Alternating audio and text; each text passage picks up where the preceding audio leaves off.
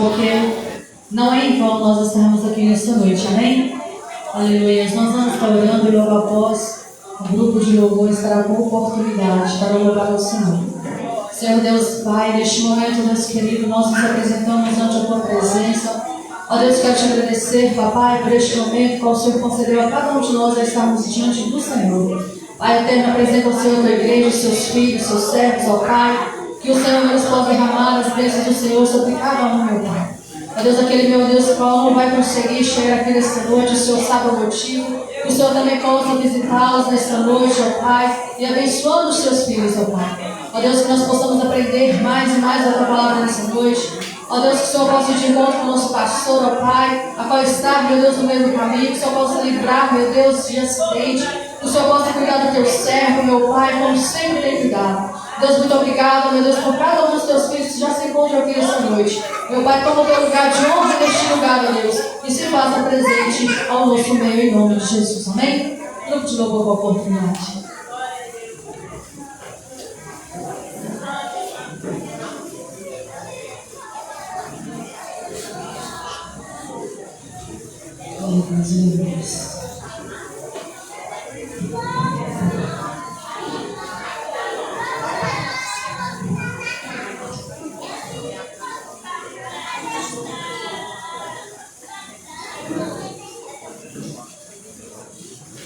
Vamos a paz do Senhor. No último 84.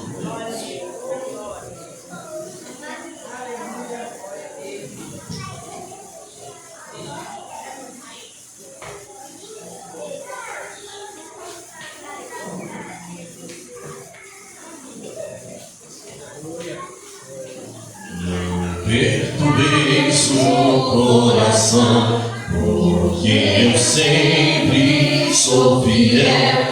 Eu fecho a boca do leão, na cova estou com Daniel. Sou eu aquele, o grande eu sou, e onde estás também estou. Não disse eu há muito já, pedi, dá-se-vos-á. Pede com fé e com fervor, eu vos darei o Consolador. Quem tem a fé de Abraão, o mundo sempre há de vencer. Quem quer ter filho, coração precisa igualmente crer. Sou eu aquele, o grande eu sou, e onde estás também estou. Não disse eu há muito já, pedi, dá-se-vos-á. Pede com fé e com fervor, eu vos darei o Consolador. Um terremoto e vento a voz, do céu fogo e muito furor. Ouviu Elias minha voz do eterno, voz de amor. Sou eu aquele, o grande eu sou, e onde estás também estou. Não disse eu há muito já, pedi, dá-se-vos-á. Pede com fé e com fervor, eu vos darei o Consolador.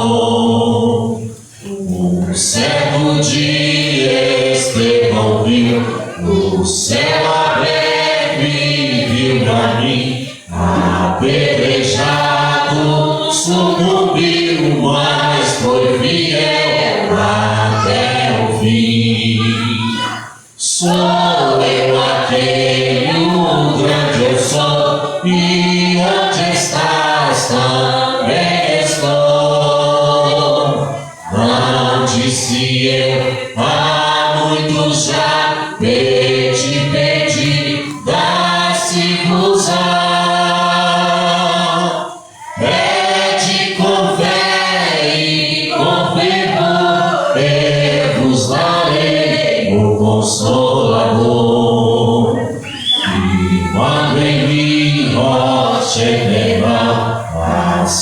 jamais o crente vai buscar o dom celestial que vem da casa de meu Pai. Sou eu aquele, o grande eu sou, e onde estás também estou.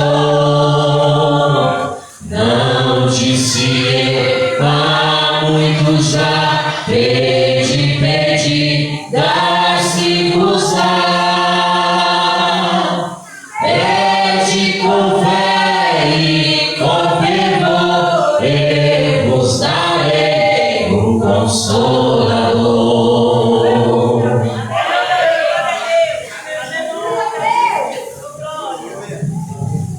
Glória a Deus, oremos.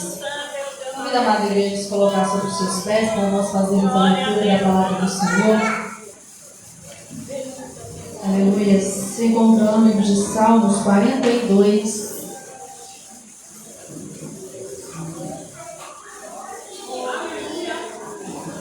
Aleluia. Salmos de número 42.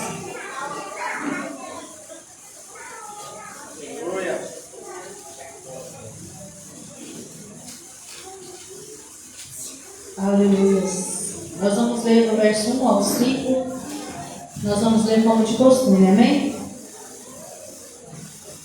Salmos de número 42. Nos fala assim: como o servo brama pelas correntes das águas, assim suspira a minha alma por ti, ó Deus. Minha alma tem sede de Deus, do Deus vivo. Quando entrarei e me apresentarei ante a face de Deus. As minhas lágrimas servem-me de mantimento de dia e de noite, porquanto me dizem constantemente: onde está o teu Deus? Quando me lembro disso, dentro de mim derrama a minha alma, pois eu havia ido com a multidão. Fui com eles à casa de Deus, com voz de alegria e louvor, com a multidão que festejava. Porque estás abatida, ó minha alma, e por que te perturbas em mim? Espera em Deus, pois ainda o louvarei na salvação, na sua presença. Amém? Aleluia, que este salmo, que nós possamos meditar nele. Aleluia, que nós possamos ser como essa força, ansiar pela presença do Senhor Jesus Cristo. E quanto mais nós buscarmos, mais nós vamos nos achegar à presença de Deus. Amém? Vamos orar, fazer mais uma oração e logo após os varões estão com a oportunidade. Amém? Senhor Deus e Pai, neste momento, Pai, te agradeço por esta palavra maravilhosa, Deus, do qual o Senhor falou conosco. Ó Deus, que nós possamos, meu Deus, aleluia, estar buscando a Ti, meu Deus, dia após dia, e que a Tua presença, Pai, jamais possa ser apartada de nós. Ó Pai, dentro de Tuas mãos possa estar sobre a Tua igreja, sobre os Seus servos, ó Pai, que o Senhor venha receber o louvor da Tua igreja, a adoração dos Seus filhos, ó Pai. Venha, meu Deus, continuar abençoando o Teu povo nesta noite. Eu te peço, Pai, e eu já te agradeço, certo, da vitória. Amém. Aleluia.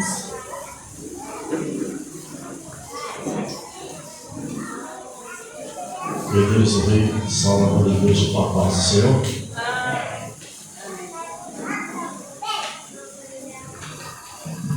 Aleluia!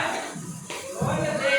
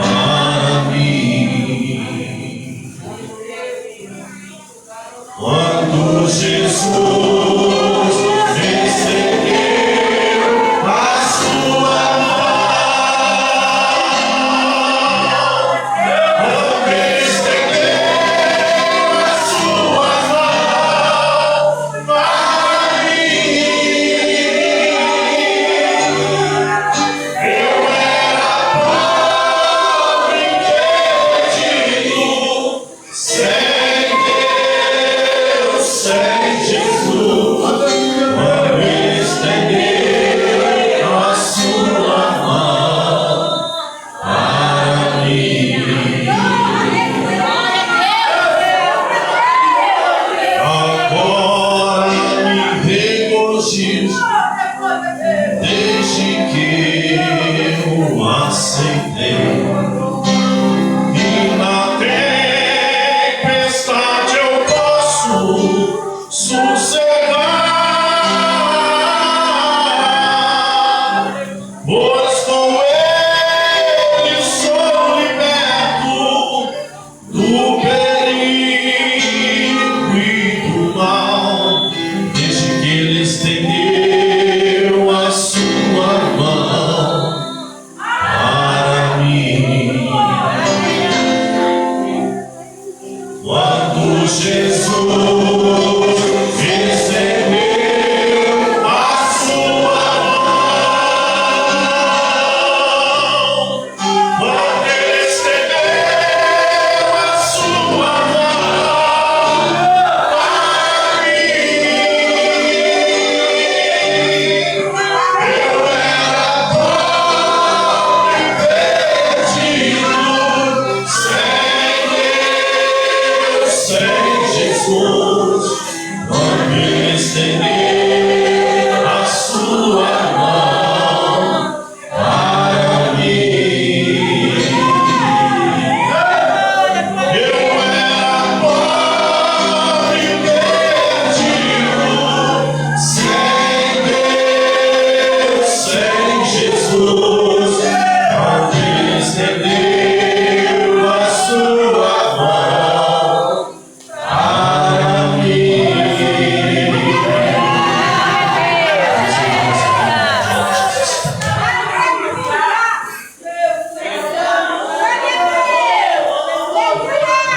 Glória a Deus, aleluia. Louvado e trabalhando assim, Senhor. Aleluia.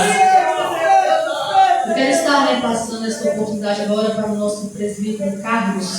Ele vai estar fazendo as apresentações aos nossos visitantes, logo após orando para os dizimistas e ofertantes da casa do Senhor. Amém? Cumprimento os irmãos com a paz do Senhor Jesus.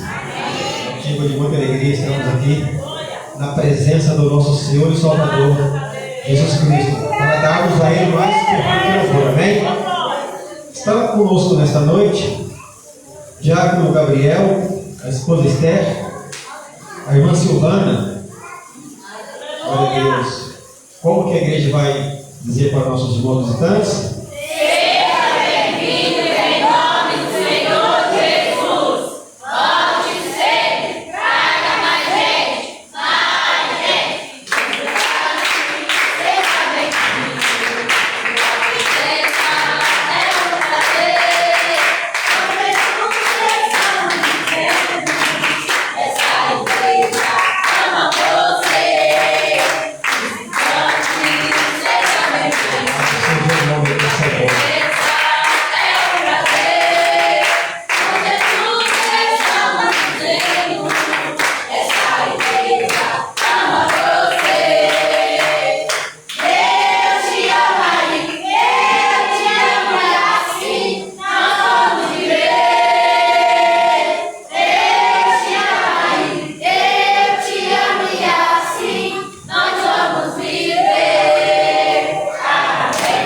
Deus abençoe os irmãos. Sejam bem-vindos em nome do Senhor Jesus. Vamos nos colocar em pé, irmãos, fazer uma oração para que Deus venha abençoar nossos dízimos e ofertas e vamos dar continuidade na obra do Senhor. Amém? Amado Deus e Pai que estás no céu, nós te louvamos e te agradecemos por tudo, Deus, porque o Senhor tem nos abençoado poderosamente. Ó Pai, coloca que possamos agora, cada irmão que irá dizimar na tua casa, a cada irmão que irá, meu Pai, ofertar na tua casa, Pai, para darmos continuidade na tua obra, Pai, em nome de Jesus, Pai. Seja sempre conosco, ó Deus, não só hoje, mas para todo sempre, em nome de Jesus. Amém. Aleluia, Jesus. Irmã Rayane, louva o nome santo do Senhor. Aleluias. Adora Ele. Deixa Deus te usar. Amém? Cumprimento a igreja com a paz do Senhor. Amém?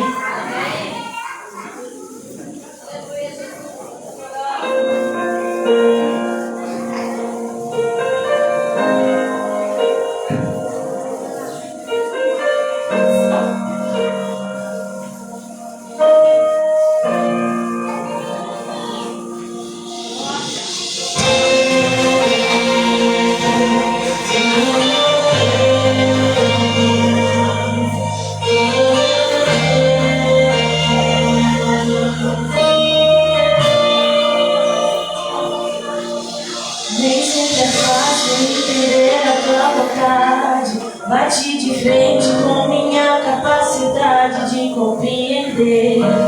Daí vem a pergunta, por quê? E quando tudo passa a não fazer sentido, olho pro lado e não vejo mais motivos pra continuar. E o medo vem e a vontade de parar. E eu me lembro que sou um adorador, um adorador. E eu não te adoro pelo que o Senhor faz, mas apesar das circunstâncias acho em mim um verdadeiro adorador, um adorador. Em tempo e fora de tempo, na alegria ou no sofrimento, adorarei, Senhor.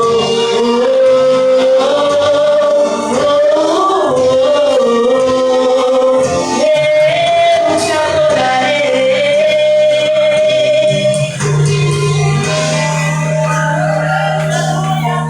E mesmo que não aconteça do meu jeito, me ensina a entender porque sou imperfeito. E somente o Senhor sabe o que é melhor. E se eu questionar o teu querer, me lembra que sou um adorador, um adorador. E eu não te adoro pelo que o Senhor faz, mas apesar das circunstâncias acho em mim um verdadeiro adorador, um adorador.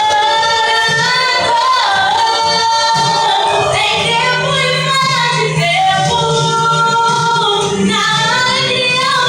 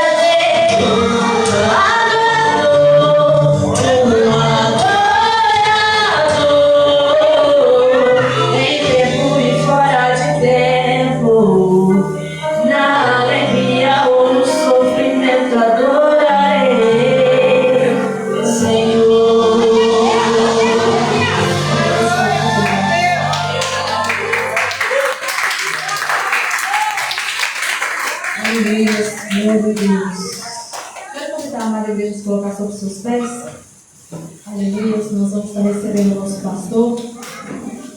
Glória a Deus. Os irmãos lembram qual é o tema do qual nós estamos aprendendo? Vamos repetir? E nós estamos aprendendo? Estamos aprendendo? Sim! Graças a Deus. Que nós venhamos, estar atentos neste momento àquilo que o Senhor vai falar conosco através deste grande vaso. Amém? Que o Senhor Jesus abençoe. Meus irmãos, eu cumprimento a todos com a paz do Senhor Jesus. Amém. Graças a Deus por esta noite abençoada que o Senhor nos concedeu para estarmos na sua casa, nesta casa de oração, louvando, bendizendo, adorando o Senhor, a beleza da sua santidade. Sem perda de tempo, abra a sua Bíblia no livro de Esdras, capítulo de número 6. Nós estamos hoje terminando a primeira etapa da reconstrução. Aleluia.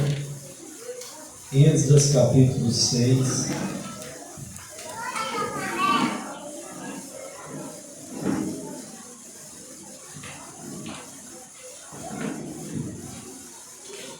Esdras capítulo de número 6, versículo de número 13.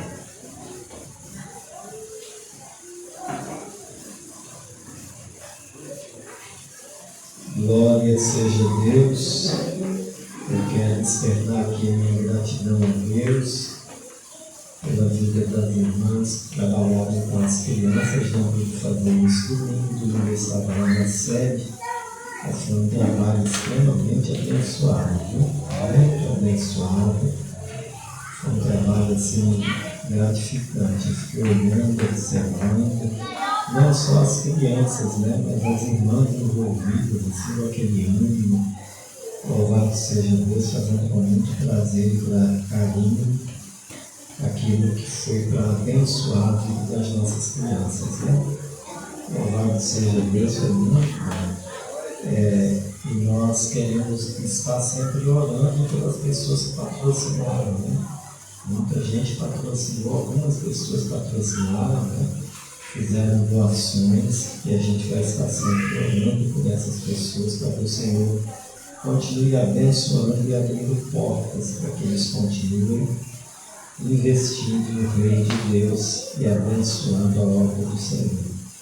Nós vamos ler somente o verso de número 13, porque nós vamos meditar verso por verso até o verso de número 21, que é o encerramento da primeira etapa da reconstrução. Diz assim: Então Tatenai, governador de além do rio, Setar-Bozenai e os seus companheiros assim fizeram apressuradamente, conforme o que decretara o rei Dário. Amém? Curve a sua cabeça, Senhor Deus, nós estamos na Tua presença e queremos fazer uso deste momento de oração, expressar nossa dependência, Pai querido, dependência do Teu Espírito, que o Senhor possa ministrar aos nossos corações. Pai querido, que a Tua igreja seja edificada nesta noite. Pai eterno, no nome do Senhor Jesus, que nós possamos ouvir a Tua voz, que os nossos corações estejam como terra boa, para receber a semente da Tua palavra e que a mesma venha germinar e dar frutos em nossa vida. Em nome de Jesus nós oramos e te agradecemos. Amém. Os irmãos estejam à vontade, louvado seja Deus. Nós, lembrando aos irmãos, estamos no finalzinho da primeira etapa da reconstrução. A primeira etapa porque Deus nunca faz nada pela metade. O que Deus faz é de forma plena e completa. Sendo assim, quando a gente observa o período da reconstrução, nós vamos lembrar com os irmãos que a construção se deu em 3 etapas. Primeiro reconstrói-se o templo, depois refaz-se a comunhão com Esdras, e por final, com Neemias, reconstrói-se a cidade. Foram feitos em 3 etapas e assim nós estamos seguindo o cronograma. Nessa primeira etapa, o grande desafio de reconstruir o templo, e olha que essa reconstrução era desafiadora para um pessoal que estava preso. Eles vinham de um momento muito difícil de cativeiro, e a Bíblia vai nos dizer que eles recebem a incumbência de reconstruir um prédio, de reconstruir um templo, de refazer uma obra tão suntuosa como foi nos dias de Salomão. O desafio era imenso. Louvado seja Deus. E a Bíblia vai nos dizer que no versículo de número 13, nós vamos lembrar com vocês, aleluia, o decreto havia sido testificado. Nós, semana passada, lembramos os irmãos que Dário, ele havia mandado pesquisar onde estavam os rolos que Ciro havia assinado o decreto. E esses rolos foram achados lá nos destroços da Babilônia. E agora o Império Medo-Persa, governado por Dário, depois de Assuero, depois de Xerxes, que governou ali 7, 8 anos, pouco tempo, marido da nossa irmã Esther, aleluia, Dário assume, e quando Dário assume, o desafio de permitir ou não a reconstrução estava nas mãos dele. Semana passada eu disse para os irmãos que Deus moveu o coração de Dário. E é interessante isso, irmãos, porque Deus, para cumprir os seus desígnios, Ele visita coração de grande para abençoar quem é pequeno. A Bíblia vai nos dizer, louvado seja Deus, que o coração de Dário se move, ele toma aquela causa como prioridade, ele manda buscar, manda procurar os rolos, e esses rolos são achados. O decreto que Ciro, alguns anos antes, havia decretado, foi achado, e a Bíblia diz que então ele faz um novo decreto, o terceiro decreto, porque um decreto foi feito por Ciro, depois Assuero revogou o decreto, fez um novo decreto impedindo a reconstrução.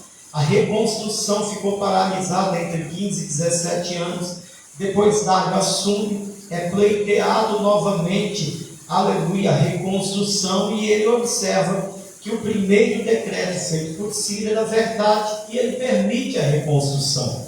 A Bíblia vai nos dizer então que aqui no capítulo 6, versículo 13, agora o decreto ele é confirmado. Então o governador, além do rio, um homem chamado Tatenai, e alguns dos seus companheiros, eles fazem-se cumprir a ordem. Não importa se eles gostavam ou não do decreto.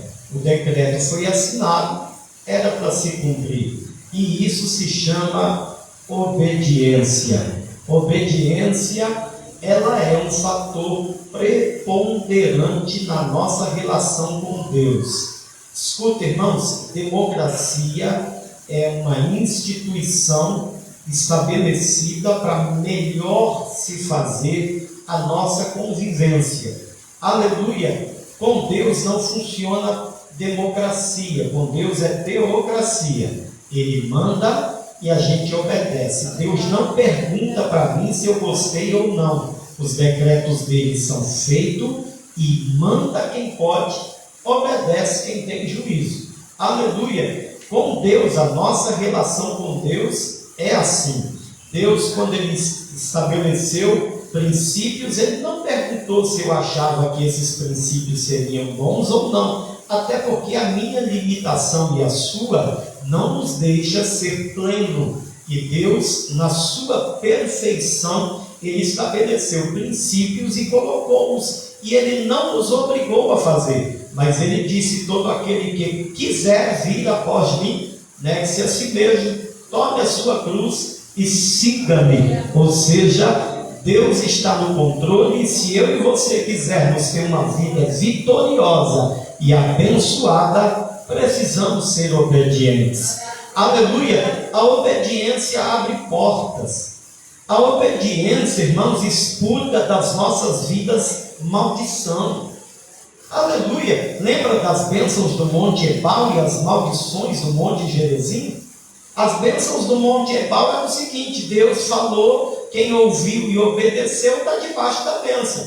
Deus falou, ouviu, não obedeceu, está debaixo de maldição. Foi isso que o Senhor deixou escrito. Por quê? Nessa relação, irmão, não há parêntese para a gente tentar persuadir Deus a fazer aquilo que a gente quer, ou a deixar-nos quebrar alguns princípios. Na nossa relação com Deus, quebrou o princípio, tem que pedir perdão, se humilhar, descer na olaria para poder voltar a ter comunhão com o céu, porque o que nos garante vitória não é estar bem com os homens da terra, é estar bem com Deus do céu.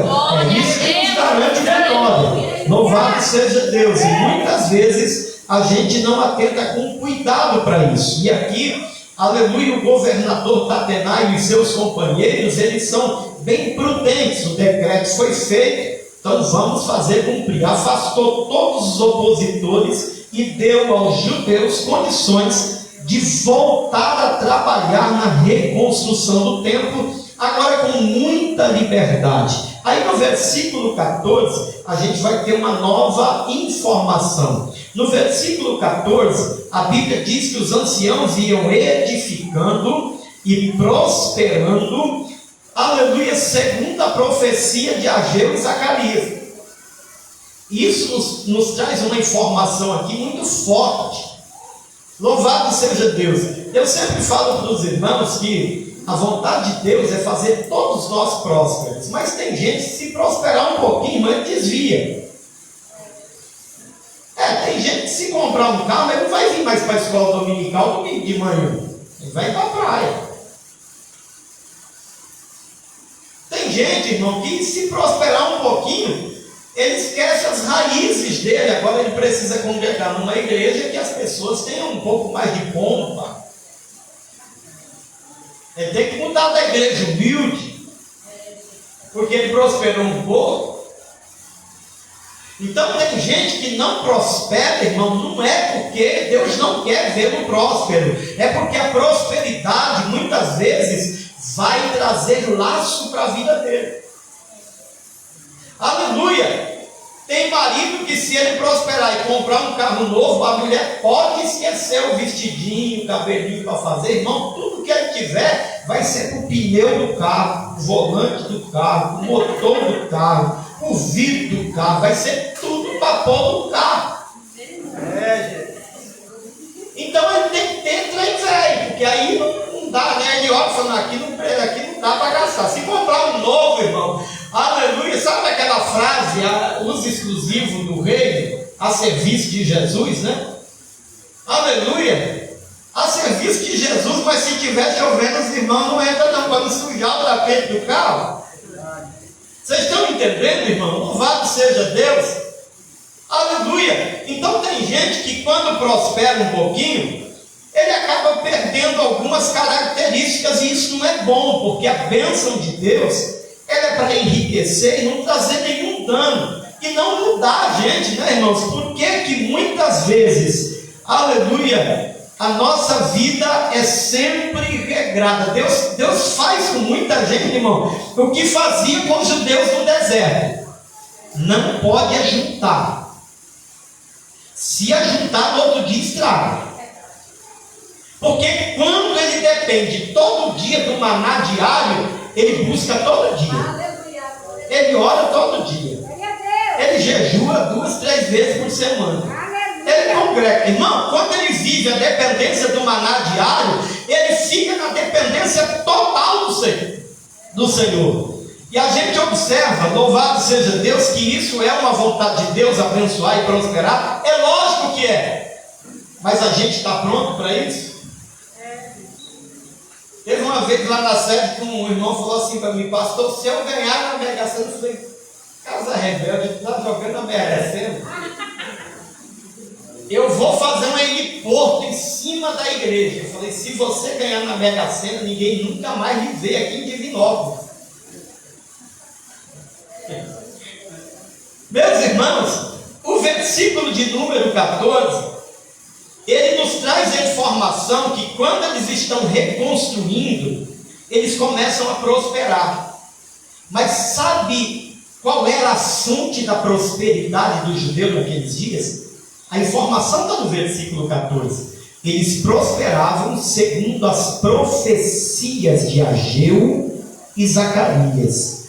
Deus falava e eles cresciam. Deus abria portas e eles cresciam. Os profetas abriam a boca, Deus operava e eles prosperavam. Louvado seja o nome do Senhor. Aleluia! A Bíblia vai nos dizer que naqueles dias eles aprenderam alguns princípios e a prosperidade chegou. Louvado seja Deus. A reconstrução, no mesmo versículo 14, nós temos uma nova informação de que a reconstrução ela seguia um plano sem quebrar cadeias de autoridade, com as bênçãos de Deus e das autoridades constituídas. Porque a Bíblia diz lá, aleluia, que eles vinham reconstruindo, porque Deus moveu os céus para cumprir uma promessa, e o coração dos 4 reis envolvidos, do primeiro do Xerxes, ou melhor, do primeiro do Ciro, né? Ou melhor, dos 3, né? Depois Xerxes e depois Dário. O coração dos 3 reis também estavam envolvidos de forma direta. Não houve quebra de autoridade. Aleluia! O que é isso, pastor? Vocês sabem que Deus estabeleceu pessoas para exercer influência e ter autoridade no convívio social que nós temos. Por exemplo, quando eu vejo um jovem ou uma jovem namorando escondido porque o pai e a mãe não abençoam, eu já penso logo, está errado, vai dar errado, lá na frente vai pagar o preço.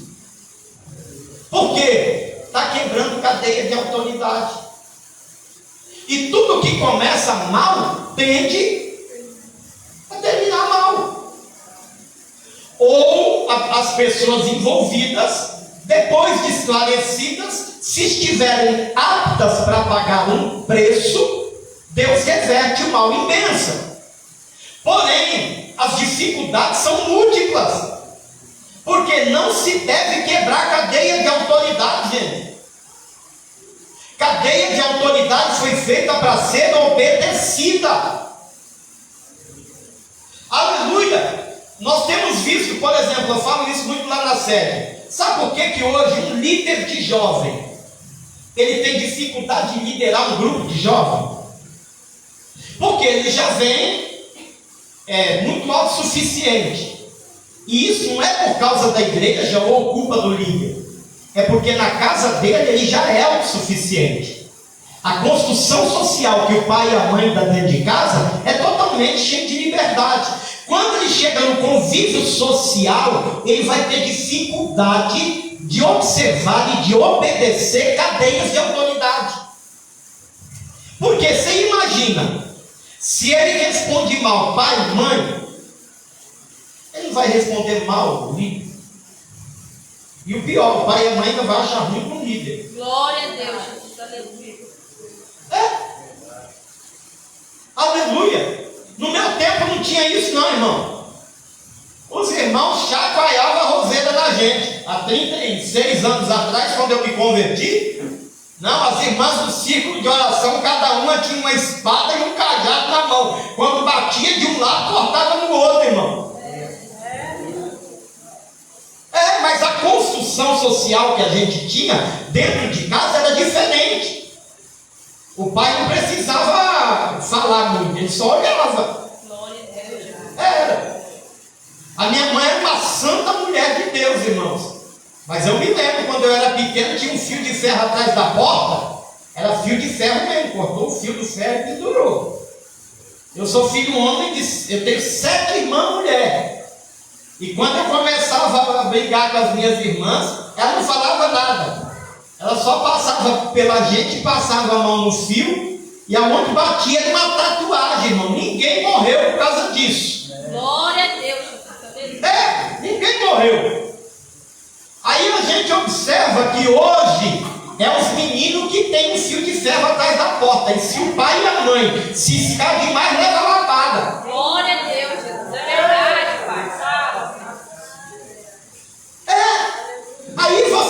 esperar o quê de uma geração dessa, dentro de um convívio social que precisa se obedecer cadeias de autoridade? Sabe o que eu falo lá na sede? Que menino que não respeita pai e mãe só respeita a borracha de polícia.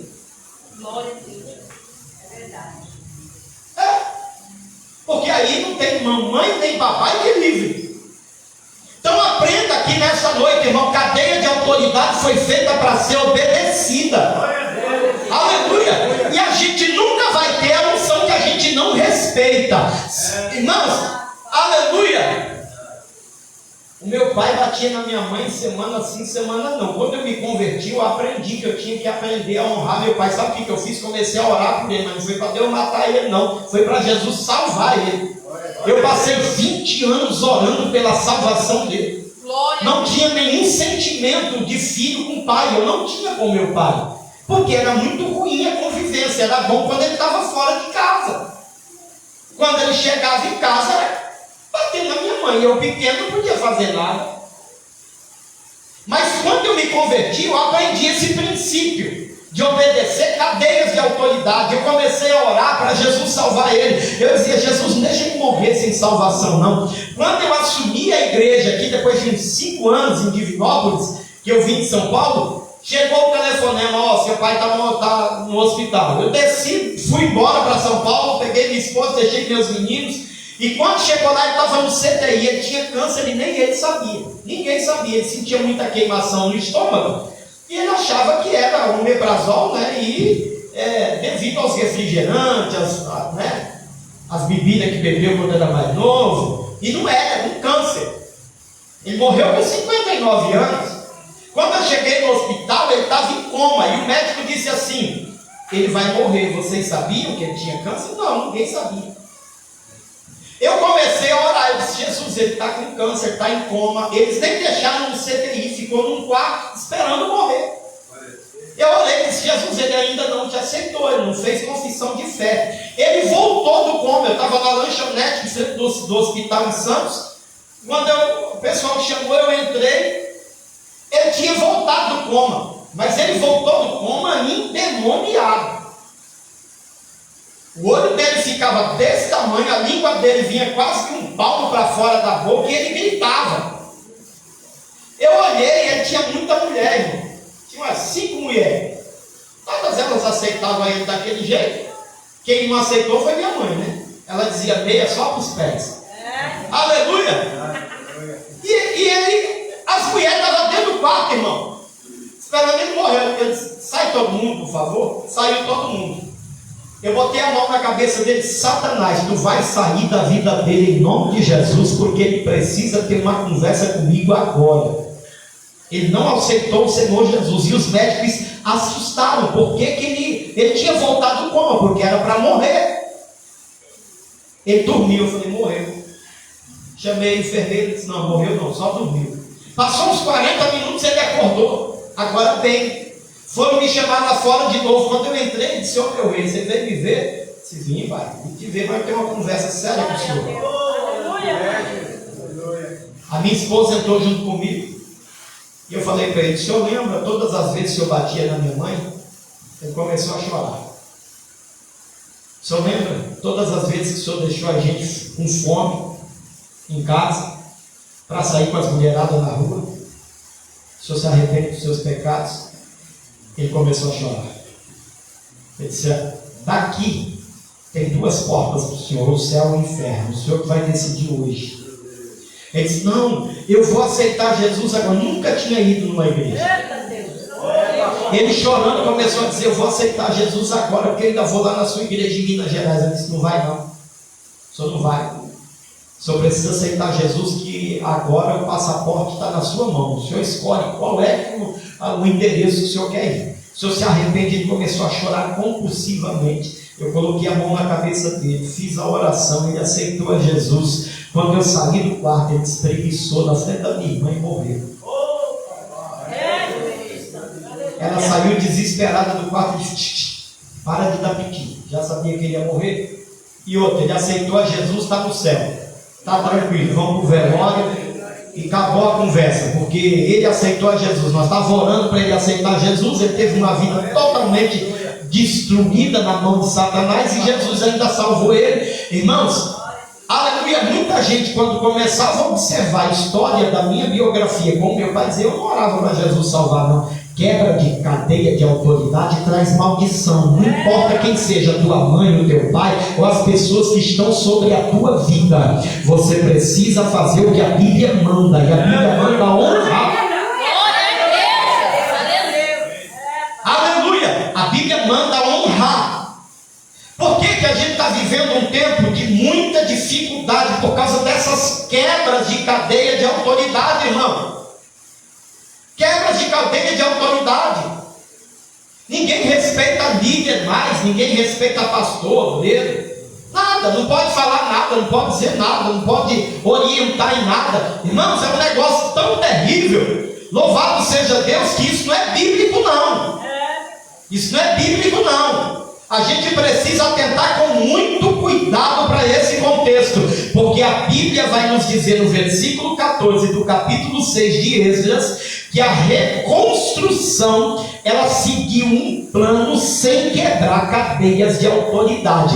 Você quer reconstruir, faça direito para dar certo lá na frente. Se reconstruir quebrando cadeias de autoridade, não vai dar errado.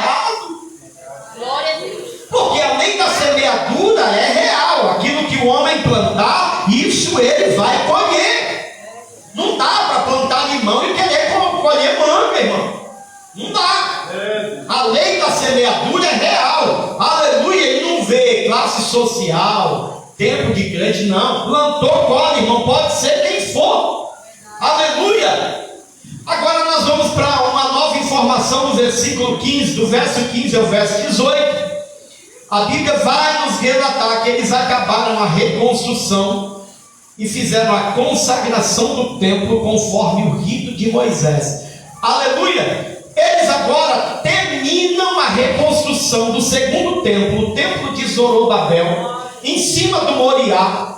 Louvado seja Deus, depois de 20 anos, eles terminam a reconstrução. Do versículo 19 ao versículo 21, eles celebram a Páscoa. Assim que termina a reconstrução, depois do cativeiro, é a primeira vez que eles estão em posse do novo templo e comemorando a primeira festa. Em Israel haviam 7 grandes festas: a Páscoa, pães asmos, primícias, Pentecostes, trombetas, expiação e cabanas. Naquele dia, eles estavam comemorando a primeira delas. Não era essa Páscoa com coelhinho, com ovo de chocolate, não, viu, irmãos? Aleluia. Às vezes a gente adere a algumas questões culturais que não tem problema, viu? Não tem problema não. Se você não gostar de ovo de Páscoa, pode me dar de presente que eu gosto, tá bom? Aleluia. Mas não era essa Páscoa comemorada naqueles dias, tá bom? Não era essa Páscoa. Agora observe, na Páscoa havia 4 elementos que eles costumavam se utilizar. Era o cordeiro assado, não podia ser cozido. Era pães asmos sem fermento, ervas amargas e vinho. Cada um tinha uma simbologia. Então a gente vai observar que a Páscoa ela foi celebrada quando o povo saiu do Egito para comemorar os 400 anos de libertação do Egito. Eles mataram um cordeiro, lembra? Colocaram sangue nas portas, e dali saiu a primeira festa judaica chamada Páscoa. Naquele dia, quando eles terminaram a reconstrução do templo, eles fizeram a primeira festa. Essa primeira festa, regada de cordeiro, pães asmos, ervas amargas e vinho, ela tinha a sua tipologia. Mas também, em seguida, no verso de número 22, eles continuaram a celebração, fazendo mais 7 dias de festas. Eram as festas dos pães asmos, os pães sem fermento. Porque o fermento tinha uma simbologia com um pecado muito grande e tem até hoje no Antigo Testamento. Poucas vezes vocês vão ver alguma oferta que Deus queria ou pedia que levava-se fermento ou que se deixava fermentar. Na maioria das vezes era sem fermento, por causa da simbologia, da associação do fermento com o pecado. E aí, para que eles pudessem celebrar uma grande festa, excluía-se a fermentação dos alimentos. Eram 7 dias fazendo festa, sem nenhum tipo de fermentação dentro de casa. Então os irmãos vão observar que neste dia, quando terminou-se a reconstrução do templo, para muitos era um motivo de muita alegria. Mas lá tinha um pessoal que tinha visto o templo de Salomão.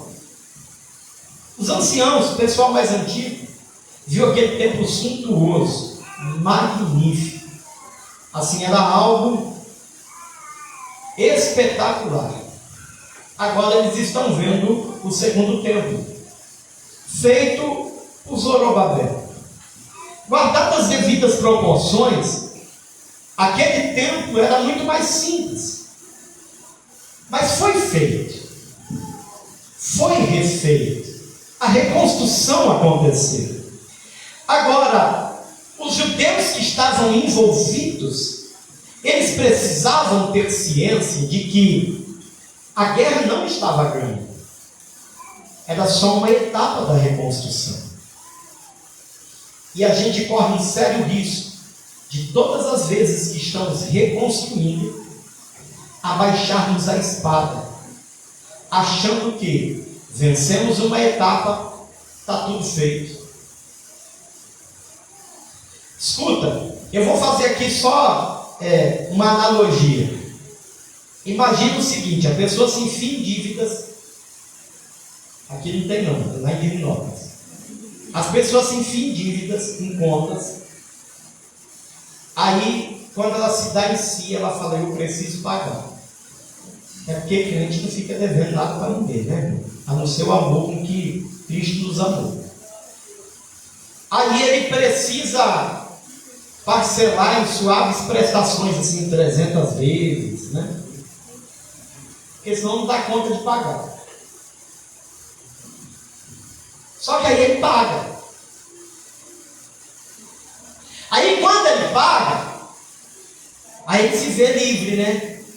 Livre estou, pela graça de Jesus. Aí vai lá no centro, passa na frente da Casas Bahia. Aí diz assim: bom, já que eu não estou devendo nada, deixa eu voltar a dever de novo. Isso não é inteligente, irmão. A gente acabou de passar por um momento difícil financeiro e conseguiu vencer a etapa da reconstrução financeira. Financeiramente, você venceu um momento difícil. Então agora é hora de se replanejar, refazer a consciência administrativa, para que você não passe pelo mesmo processo de novo, porque isso não é inteligente, para não usar um outro termo mais chulo. Vocês estão entendendo, irmãos? Porque na hora que compra e chega com um presente em casa é uma maravilha, todo mundo faz. Irmão, tem mulher que quer curar a depressão dela, dá presente para ela. A mulher está triste, irmão, dá um cartão para ela.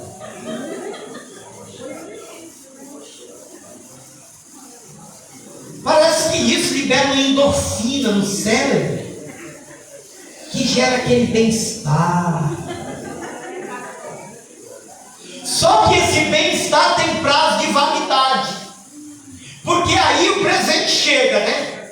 Aí quando é no outro mês, o marido tem que pagar o presente. Aí ela diz assim: mas cadê aquilo que não tem hoje? Não tem hoje porque semana passada, o mês passado, eu tive que te dar um presente. Porque, pelo que eu saiba, ninguém tem aqui sobrando. Se tiver sobrando, avisa a gente, tá bom? Aleluia! Porque prosperidade, irmãos, é só ausência de necessidade. E aí a gente observa que na reconstrução a gente tem etapas que a gente vai rompendo. Só que muitas vezes a gente vence uma etapa da reconstrução, não vigia e volta lá atrás de novo. Não é inteligente. A gente precisa aprender a governar a nossa vida. Aleluia! Uma outra analogia. As irmãs que fazem dieta aí, né? A dieta da lua, come de tudo menos a lua. Gosta da dieta. Aí passa um mês, perde 5 quilos. Aí fala, meu Deus, eu agora estou abençoada. Perdi 5 quilos. Chama o marido e fala assim, vamos na pizzaria que eu perdi peso. Ela venceu uma etapa da reconstrução, e isso, irmão, tem influência. A gente brinca, mas a influência disso é gigantesca no emocional das pessoas, na produtividade das pessoas. Isso é fundamental na autoestima das pessoas. Isso é fundamental. A gente começa a reconstruir. Quando vence uma etapa, a gente guarda a espada e diz assim, não, agora estou na bênção. Vigia. Você não venceu a guerra ainda. Foi só uma batalha. A gente precisa aprender que na reconstrução existem muitas guerras que vão acontecendo. Vocês viram que para reconstruir o templo foi muito trabalho, muita oposição, tiveram que resistir, teve momentos que desanimaram, ficaram 16 anos parados, tiveram que receber uma palavra profética de Ageu e Zacarias para dizer, reconstrói a reconstrução. Tiveram que receber do alto uma palavra profética, Deus dizer, sabe por que está acontecendo algumas coisas ruins? Porque vocês saíram fora do foco, perderam a visão. A reconstrução era para reconstruir o templo, eles estavam reconstruindo a casa. Aleluia! E aí Deus precisou enxertar a motivação neles para que eles voltassem a trabalhar para reconstruir novamente de forma certa. Mas aquilo era só mais uma etapa da reconstrução. A reconstrução completa, ela se daria nos dias de Neemias. Mas o cumprimento geral aconteceu 500 anos depois. Porque foi o tempo que durou o templo de Zorobabel. Durou mais do que o de Salomão. Quando Nabucodonosor invadiu Jerusalém, destruiu o templo, 7 anos, 8 anos depois, ele voltou a ser reconstruído. Depois de reconstruído, ele durou 500 anos até chegar a Herodes. Aleluia! Uma outra informação deste texto. Louvado seja Deus. Uma batalha foi ganha, mas ainda tinha muita coisa pela frente. Você pode me ajudar? Balança esse crente aí, diz para ele isso. Não esquece não, você só ganhou uma batalha. A guerra ainda continua. Não esquece não. Foi só uma batalha, a guerra vai continuar. Não guarda a espada não, irmão. Não guarda a espada não. Continua atento, continua vigiando, continua focado. Porque é isso que vai fazer a diferença na tua vida, nesse momento, nesse cenário de reconstrução. Aleluia! E uma outra informação que a gente precisa dar para vocês aqui hoje. Toda a parte humana da reconstrução, até aquele momento, tinha sido feito. Mas quando eles estavam tristes, e eles pensavam, nunca mais vai ser do mesmo jeito. Toda reconstrução tem esse ponto de interrogação. Será que vai voltar a ser do mesmo jeito? Toda reconstrução tem esse ponto de interrogação. Será que vai voltar a ser do jeito que era? Vocês imaginam o seguinte: eles estão lá fazendo festa e consagrando o templo.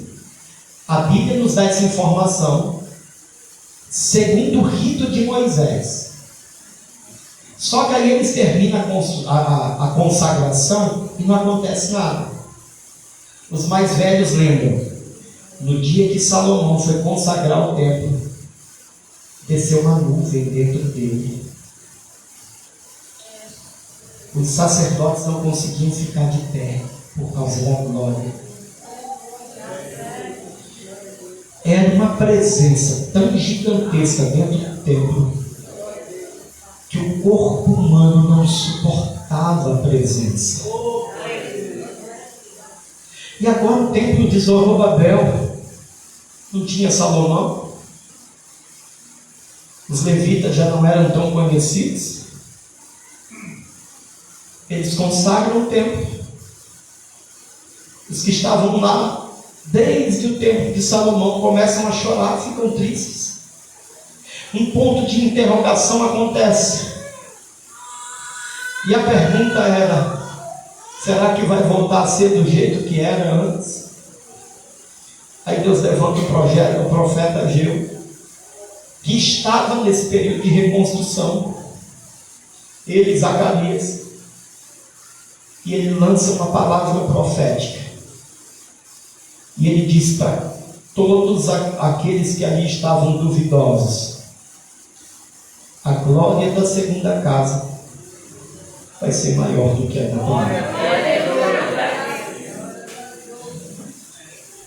Ele estava dizendo: o segundo estado vai ser melhor do que o primeiro. Vocês lembram do primeiro milagre de Jesus? A transformação da água em vinho? Observe bem. Jesus chega numa festa de casamento que acaba o vinho, símbolo de alegria. Aí ele manda pegar água, 6 talhas. Ele pega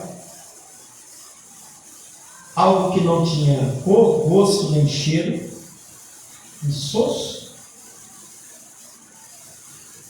e ele transforma em vinho.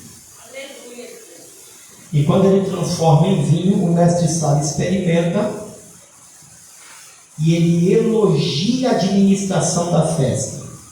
Ele diz: em toda festa que a gente vai, o melhor vinho é dado primeiro, e depois que se embriagam, o pior vinho vem depois.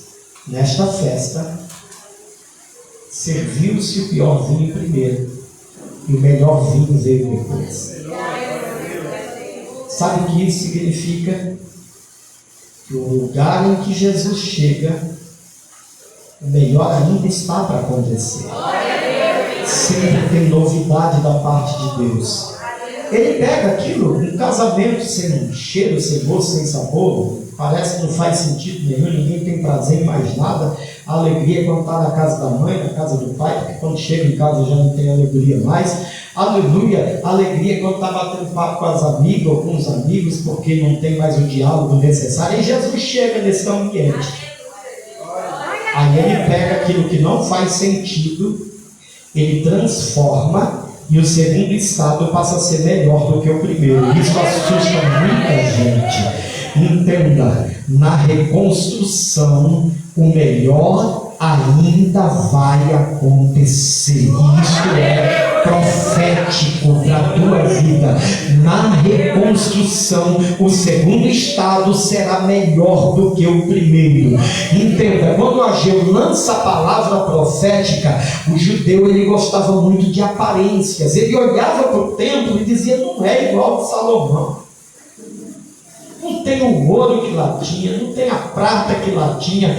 E o pior, sabe o que era, irmão? O que era símbolo da glória de Deus não voltou do cativeiro, que era a arca. A arca havia sumido, desapareceu. Voltou-se pelas informações meia tonelada de prata e de ouro, que eram utensílios que Nabucodonosor levou para a Babilônia. Ciro decretou para que trouxesse de volta. A arca não. E a arca era o símbolo da presença de Deus. Quando a arca chegava, o céu ficava baixinho. E agora eles consagraram o templo sem a arca dentro dele. Aí Ageu diz assim: a glória da segunda casa será maior do que a da primeira. Passou-se 500 anos. Um anjo visita uma mulher lá em Belém. Aleluia, Jesus, sua glória. Aleluia.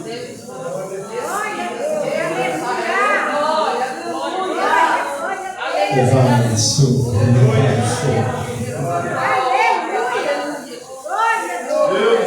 os pastores estão no campo e um coral celestial aparece, cantando.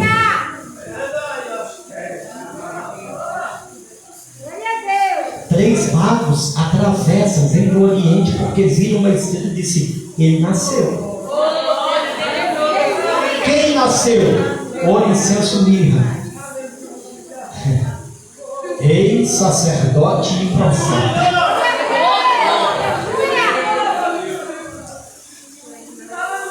Tinha um casal de velhinho que frequentava os cultos de oração. E a Bíblia diz que Deus já tinha falado com eles. Um casal de velhinho que não perdia a oração no templo. O Espírito Santo já tinha falado com eles: vocês vão ver o cumprimento da minha promessa. Aí um dia uma mulher está subindo as escadarias do templo com uma criança na mão. E Ana vem descendo com Zacarias. E quando eles olham aquela mulher, o Espírito de Deus encheu eles até transbordar.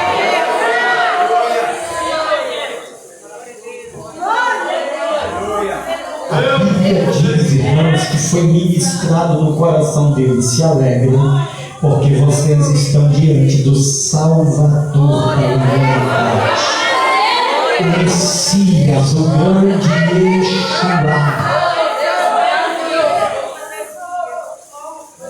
Lembra da profecia de Ageu? Quando todo mundo pensava: não tem arca, não tem ouro, não tem prata, as grandes cortinas. Aleluia. João disse assim: o Verbo se fez carne e habitou entre nós, e vimos a sua glória, como a glória do unigênito do Pai, cheio de graça e de verdade.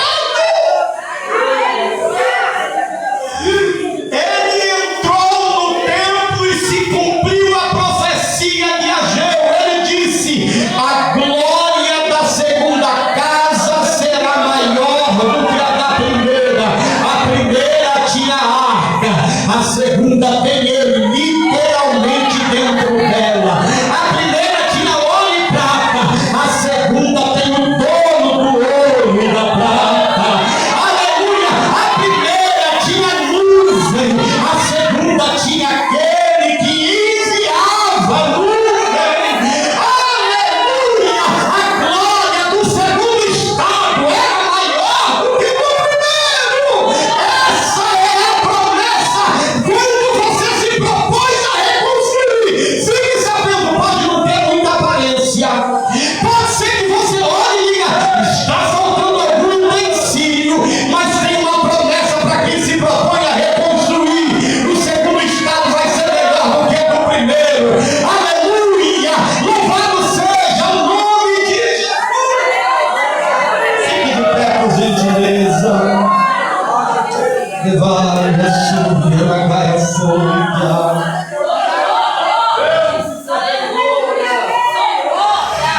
Tudo havia sido feito, só faltava a glória. Ele disse: então agora pode deixar comigo, porque a presença, irmão, quebra jugo. A presença, irmãos, despedaça fardo. A presença, irmão, acalma a guerra. A presença faz tudo que a gente não tem condições de fazer. Então fique sabendo, se na tua reconstrução você entende que todo passo a passo você fez, agora espera, porque a glória vai se manifestar na causa. O cenário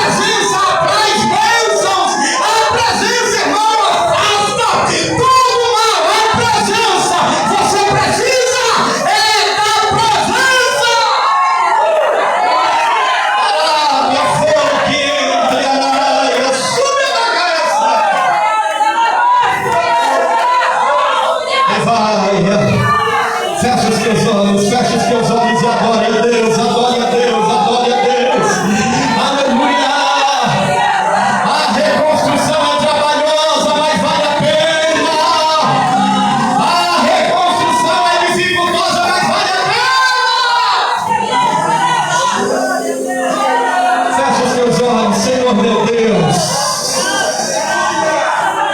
Senhor meu Deus. Senhor meu Deus.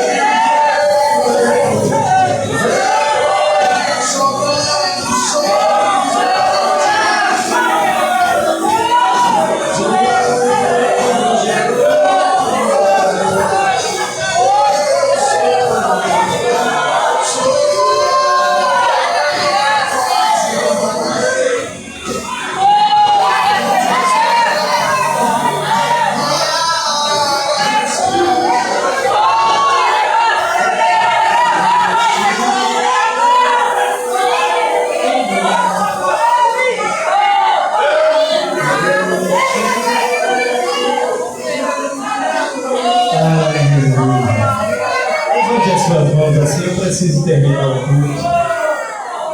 Aleluia. O cronograma aí dos cultos está no grupo da igreja, amanhã tem ensaio. Quinta-feira minha esposa está aqui.